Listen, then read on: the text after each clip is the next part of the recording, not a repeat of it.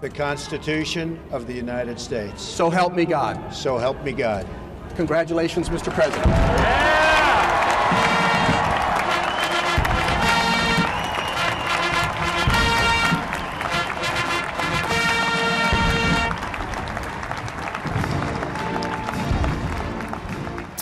Well, we are now in the first hours of a U.S. presidency like none the world has ever seen. You're watching a special edition of The Day. I'm Brent Goff in Berlin.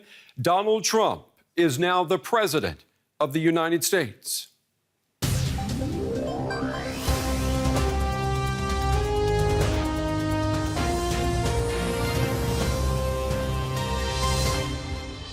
Please raise your right hand and repeat after me. I, Donald John Trump, do solemnly swear. I, Donald John Trump, do solemnly swear. We will no longer accept politicians who are all talk and no action. That I will faithfully execute.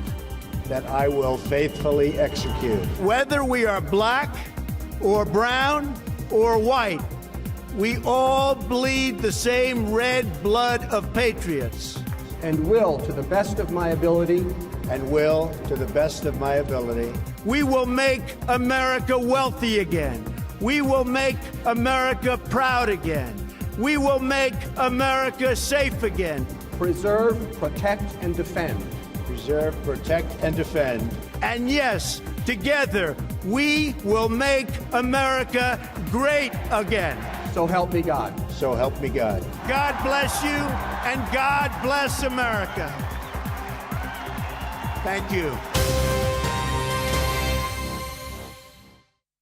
Well, welcome to the program, everyone. We begin the day with a different U.S. president, the same Donald Trump.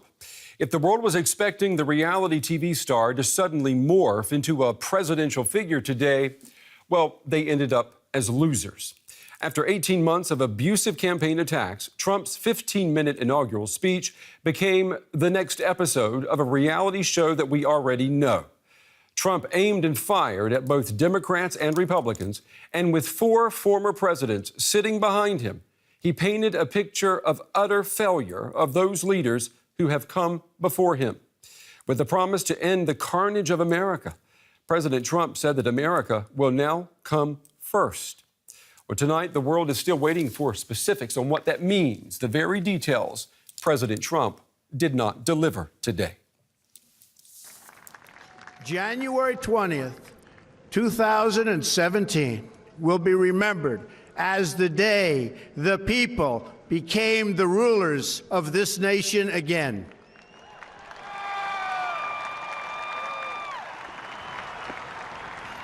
For too long, a small group in our nation's capital has reaped the rewards of government while the people have borne the cost. Washington flourished, but the people did not share in its wealth. Politicians prospered, but the jobs left and the factories closed.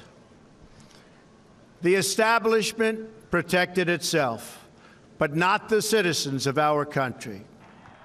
That all changes starting right here and right now, because this moment is your moment. It belongs to you. This American carnage stops right here and stops right now. We assembled here today are issuing a new decree to be heard in every city, in every foreign capital, and in every hall of power. From this day forward, a new vision will govern our land. From this day forward, it's going to be only America first. America first. All right, we're going to try to find out what that means. To do that, I'm joined at the big table by Julius von der Laar to my far right. He's one of the architects of the Obama campaigns in 2008 and 2012. And next to me right here, Stephen Kuhn. He is a Trump supporter and a U.S. veteran of the Iraq war. Gentlemen, thank you very much for being on the day. Julius, I'll start with you. An Obama man through and through. What did you take away from President Trump's speech? Look, I mean, I think if you strip all the pomp and circumstance of this inaugural address and the whole circumstance of this inauguration, for that matter, I think you've seen a pretty on-message, on-brand Trump speech that we've seen throughout the campaign. It was a populist message of, you know, make America great again, America first. And so, again, if you take everything away from it, it is a 100% on-brand message that Trump has been delivering for the whole campaign. So no surprises. Absolutely. Do you feel the same, Stephen? Exactly the same. No surprises. Brand, original, authentic. Who was he talking to? The Midwest. No, come on. No, I'm not from the Midwest. Seriously, I mean, who was he talking to? Was he talking to the people who voted for him or the people who also did not vote for him? He was talking to every American who was listening and those who weren't listening. He was talking to the nation as a whole, as he repeated many a time, together we shall, together we will come, together we will this, together we will that. And I think it's important that we try not to cherry pick the bad things out and look at the good things, find the commonalities, and let's go forward together. You know, for me, it was emotional watching Obama leave the office, get on the plane and leave, and it wasn't particularly a president who I liked, who I actually voted for the first time, believe it or not. It was sort of like, wow, end of an era. But I'm much more excited about the new era. Yeah, but, okay, he was saying we're going to make America great again. He wants to bring more jobs. But, you know, he had Obama sitting right behind him. Right. And he thanked Obama and the First Lady for helping with the transition. But in the same breath, he went into this dark picture of how America has become what it is. Right. And that's basically laying the blame where? I mean, on Obama and his predecessors. Look, I was waiting for this uplifting moment. And I remember sitting here with you and some other folks at the big table just a couple months ago when we listened to the speech when he got nominated. Yeah. And it was sort of this dark Nixonian speech when people were waiting for a new era, the sort of Trump that sort of looked forward. And I think the same thing happened here during this speech as well. People were looking for the grand theme, the grand vision. And I don't think we saw it. Now, look, he sort of said, I'm going to go with exactly what got me here. You know, I was hoping for a message for him to unite the country, to say, let's move forward. I heard a message that went exactly after his base, and I think from that point of view, it was brilliant. He mobilized his base once more. He said exactly what they wanted to hear as they did moving in. But that's not unifying the country if you're just talking to your base. That kind of surprises me, actually. I don't see it as talking to his base. When he said all that we will put behind us and we look forward, only as today we only look forward. We only look forward. And I believe that he means it in that way. Whether or not he's not the Obama orator. But you know, he's a very simple talker because he touches more people like that than if he tries to overcomplicate the situation or whatever you want to call over-articulate. You know, everyone knows President Trump as he is, and he was authentic today, and that's what got him there. Well, and I think it's. Stephen, do you believe him? I mean, do you think we have a new president who is honest all the time with the American people? I think. Yes or no, Stephen? Yes, I think it's going to be hard, hell-bent hard to find somebody else who's more honest because of many, many factors, because of who he is, because of what he's been through and what got him there. He's bound to honesty, not only to himself, but to the people. He's put a lot up to the American people. It's now time to deliver, and I believe he will. Julius? I think there are a number of steps that he could have taken in order to close the ranks. So to say, let's move forward together. It's true, we didn't hear a lot of I. During the campaign, it was always I, Donald Trump, when I'm in the White House, and so on and so forth. But just a few feet from him, they were sitting former Secretary of State, his rival, Hillary Clinton. It would have been easy to just say one sentence, to reach out, across the aisle, and say, let's move together. Let's keep going. Chuck Schumer, Democratic Senate leader, who was over there giving an introduction, you know, he could have said something nice about him as well. Just a couple of days ago, before the inauguration, he said, you know, that's the clown from the other side. So I'm just saying, let's get beyond the campaign rhetoric. Let's move forward together. I mean, he during the campaign, he showed the Republican Party the door and told the Democrats, you know, what they could do with their whatever. He did that in the speech today as well. You know, politicians who say a lot and do nothing, and he was both parties. He was today the president of the U.S. and the leader of his own party. Of the people. Leader of the people. What does this mean then for the Republicans and the Democrats? I think we saw afterwards on the table where he was signing his nominee sheets there. Both parties were there. Both sides of the aisle were there. They were smiling. They were grabbing for the pens, the inaugural pens. You know. Yeah. It was an exciting scene. You know, a lot of political scientists looking at this would say that we are in a process of being desensitized. That when we look at a strong leader like that who is over the parties, we're looking at the cult of personality taking over, and that it could be a threat to democracy. Do you see that? I don't see that at all because of where the movement comes from. You know, I think this movement on its own, the people were waiting for someone to show up, and it's not like it's a surprise that he's running for president. He's been saying this since he's been 30. Yeah. You know, playing with that. Julius, last word. The future for Obama. Well, I think he's going to stay involved. But let me just say one thing about the future of the country and the future about the world. I think what struck me in this speech, there was no big idea. And I was waiting for it. He said America first, and one more time, America first. It was about isolationism. And I had the feeling that this made the United States small, especially in a world where we need it big. And so I was waiting for that moment where he reached out and he sort of sent a signal to the world that, let's say, look, let's do business. Let's try to move beyond our differences. And let's make, you know, not just America great, but let's look for peace. All right. Well, this discussion will continue, gentlemen. Thank you very much. Come back to the day. There's always a place for both of you at the big table. Thank you so very much. much. Thank you so much. Thank you. Well, around the world, leaders followed closely the first speech by President Donald Trump, hoping to glean at least a hint of his foreign policy plans. And again, he offered more platitudes and promises directed to the voters who elected him. Take a listen. We will reinforce old alliances and form new ones and unite the civilized world against radical Islamic terrorism, which we will eradicate completely from the face of the earth.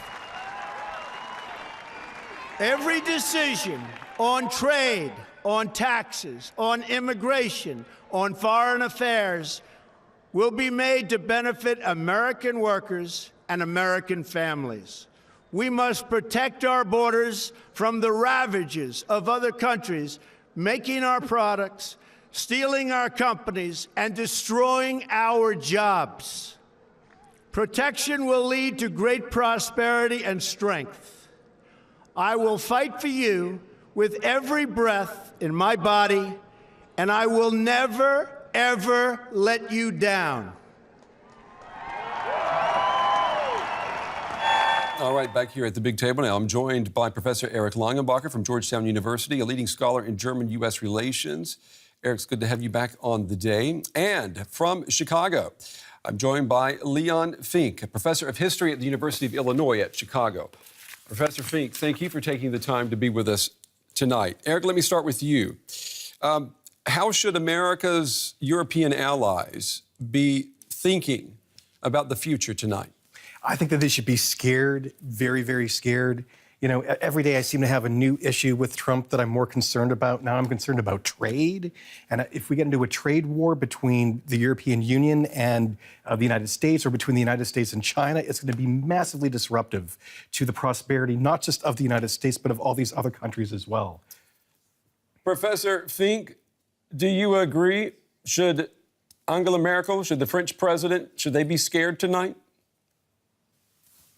I think we all have both fears and really total confusion about what to expect. I think in regards to foreign policy, President Trump laid out an image of the United States that I don't recognize, one that he suggests that America in previous decades, he suggests up until the present, has been a giant philanthropy, apparently helping everyone else in the world except us. Whereas I thought the U.S. in the American century had virtually effectively dominated the rest of the world. But his view suggests that our government, our international relations has been one big philanthropy. I think that's one big contradiction he faces. I think a second one is in relation to, as my colleague suggests, in relation to trade. He presents domestically a picture of nationalism and protectionism. And I think the challenge there for him is it's not so much that I fear some protective measures, but a protectionist and nationalist economic plan is utterly in contradiction with his whole cabinet that he's appointed, who are tied into international finance and international business corporations, which he mentioned none of in his inauguration address. Well, it's I suspect. Let me just interrupt you there for a second, Professor. It's part of a lot of the double speak that we hear, or that we've been hearing from Donald Trump. One thing, though, this double speak, you've said America has been very generous with the world. He says that America has been ripped off by the world and that everyone's getting a free ride with America. Is that the America represented by Obama, the Bushes, Clinton, even Ronald Reagan?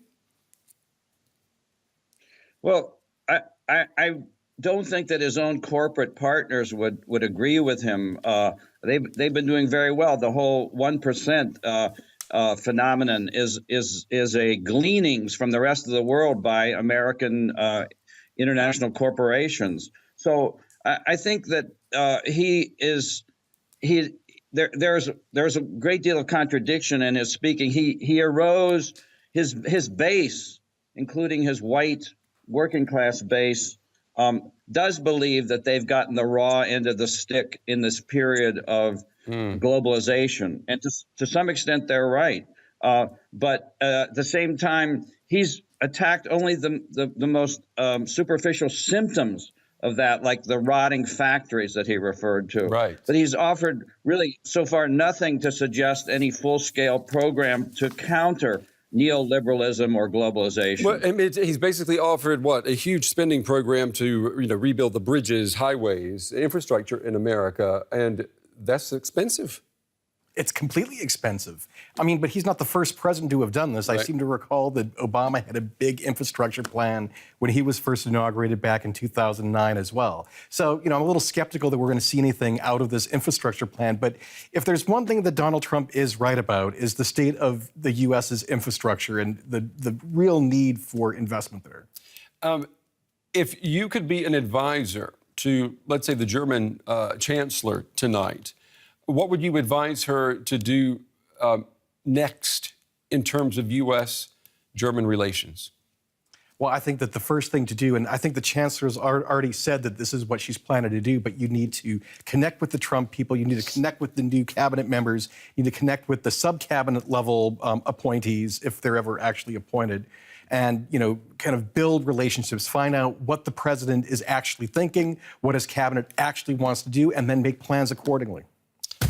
All right. Professor Eric Langenbacher from Georgetown University, thank you very much for being on the show. Thank you, Brent. Professor Leon Fink, Professor of History at the University of Illinois in Chicago. Professor Fink, thank you very much for taking the time to be on the show. We appreciate it. You're very welcome.